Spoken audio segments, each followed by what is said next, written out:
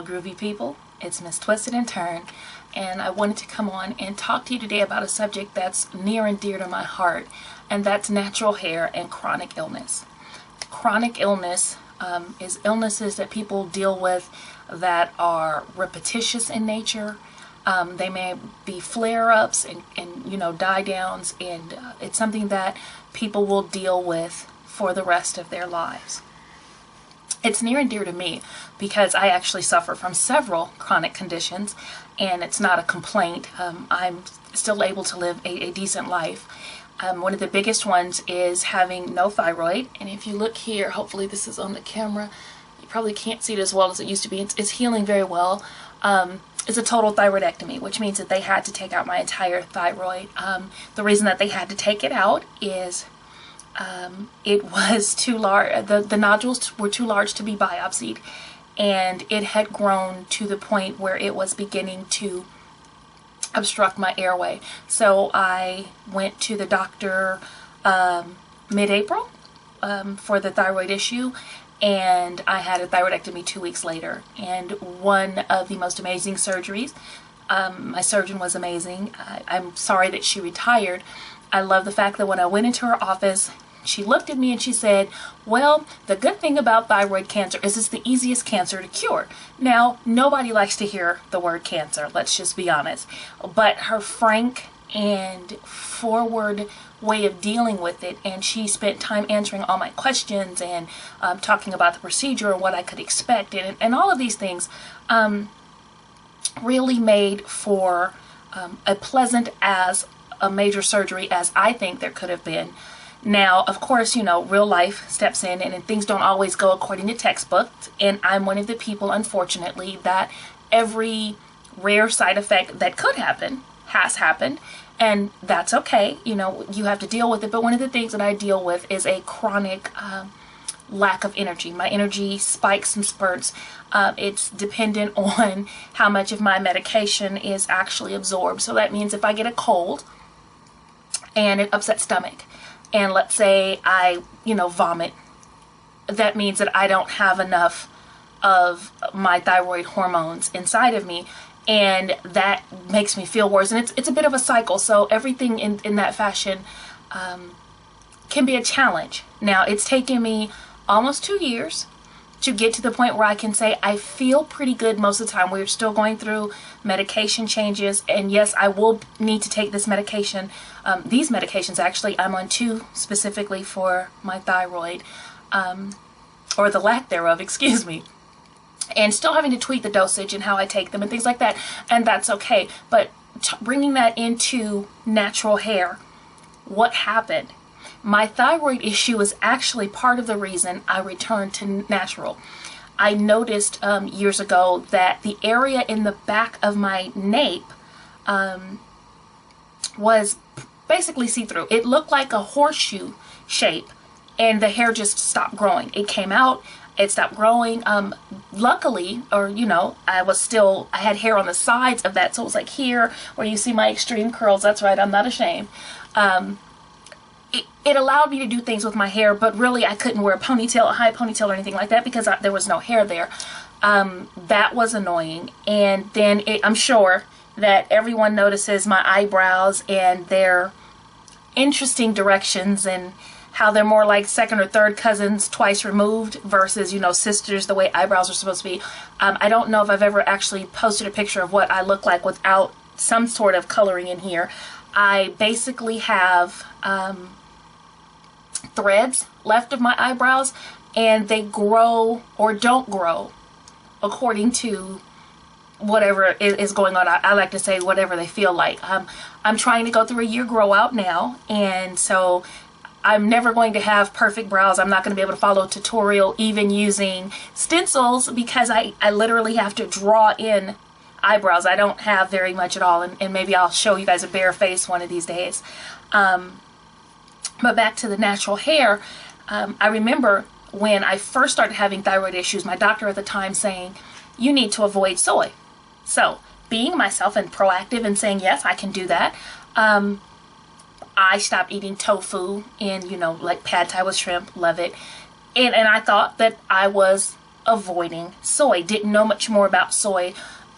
Didn't know much more about, I guess, healthy and living, and didn't pay any mind to it. Now, my thyroid at the time was still inside. It was still growing. It was growing slowly. It was still growing, and didn't really pay attention to it until that time, like I said, where I went in and the doctor's like, you need an ultrasound, and everything went from there. And that's because when I lifted my hands above my head, I noticed my voice change because of the size of my thyroid. When I say it had grown, my thyroid on this side, actually on the left side, had gone down. It was beneath the collarbone, and it wrapped around my neck completely.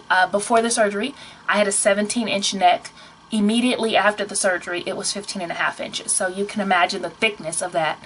But what I started doing was really reading labels, because I felt so crummy after the recovery, and and I started looking at soy and what that was in, and it shocked me. I was surprised. We were eating more processed foods at the time, still trying to eat healthier, but still eating processed foods, thinking it was healthy. And I noticed that soy is just in about everything. So I started going, hey, okay, well, the answer then is to cut back on processed foods and weed them out. And then I noticed that there's soy in hair products. Then I started doing some more research on soy and realized that in the United States, that the majority of the crop, 90 to 95% of soybeans, are genetically modified. And I won't get into my whole non-GMO thing right now. What I wanted to do is bring it back to natural hair.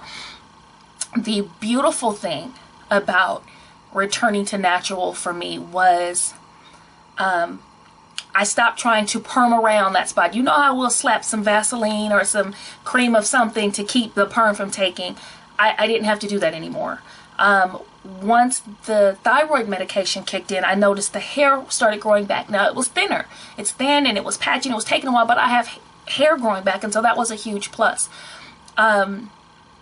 Returning to natural meant I didn't have to worry about going to a salon and sitting, because there are days where my organizer has 25 things on it, and I wake up and I absolutely cannot do more than the bare necessities. By that I mean, most days I sleep 6 hours a day, which is what I used to do and have done since I was a child.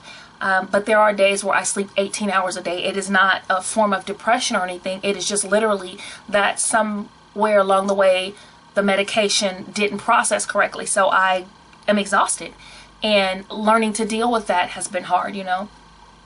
Another thing that natural hair has done for me personally is I have styles now, and this style's been up a week. It will last another week through co-washing, and maybe one day I'll do another video on how I co-wash when my hair is pinned up like this, because I'm a firm believer in let's do our hair twice a month and call it good in terms of styling. So I noticed the more I began to appreciate the hair that grows from my head, the more my body reacted in a positive fashion. I started looking at hair products, and I went through an extremely short period of product junkyism. And there was a brand, and I won't mention the brand, but I was so disappointed by the results or lack thereof that I really started doing research into what my hair needs. That process led me to the place where I am now, where pretty much if it's not something that I can ingest without harm, I really don't want to put it in my hair. So a lot of the products I use, actually almost all of them, are organic, holistic oils, things of that nature. And so I want to give encouragement to other naturalistas who are dealing with a chronic illness and your natural hair. I have to be honest, there may be times where you won't get to wear that fly twist out. I very seldom will wear my hair out in any fashion.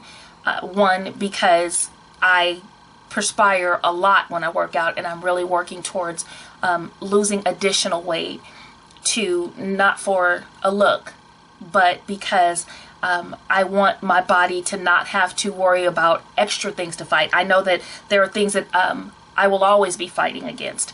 I don't want to overburden my body with things that I can actually eliminate. I also don't wear a lot of the twist outs because sometimes if I have enough energy to complete the necessary, that doesn't leave energy for trying to maintain a style like a twist out or things like that, because my hair does not respond well to pineappling. And I don't feel like investing that time and energy. For me, it's about what is good looking, healthy, will help me reach my goals, and fits into my life.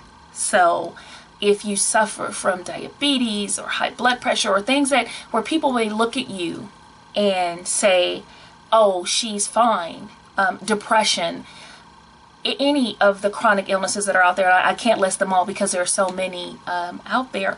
I just want to say to you, natural is a great way to incorporate greater health into your life and also reduce the stress on your body from outside influences. I would love to hear from you if you suffer from a chronic illness, and hear what you do, how you maintain things to incorporate your being a natural into the fact that you deal with a chronic illness. These things not just matter to me, but I think it's something that we don't speak on enough. We don't talk about enough. Obviously, in social media, a lot of times it's our best foot forward, and that's fine, best foot forward, but I want to be a real help to my people. I want to be a real help to my sisters. I want to speak truth in everything. And so for me, I wanted to talk about something that matters, that, changes how often I can post a video, changes how often I style my hair. It changes products, it changes my budget. Natural hair and chronic illness, it'll change a lot. So again, if you suffer, or you know someone who lives with, I don't want to use the word suffer, issues with natural hair and chronic illness, I would love to hear from you. Obviously, everyone doesn't have a testimony they want to give on YouTube. You can send me an email. You can tweet it to me 150 million times. You can direct message me on Instagram. I'd love to just share your story with you, share my story, and hopefully give you some hope and some inspiration, and myself also be inspired. I hope that you all have a groovy day, a groovy life, that you eat well, that you exercise your body, your mind, and your spirit, and have a groovy time.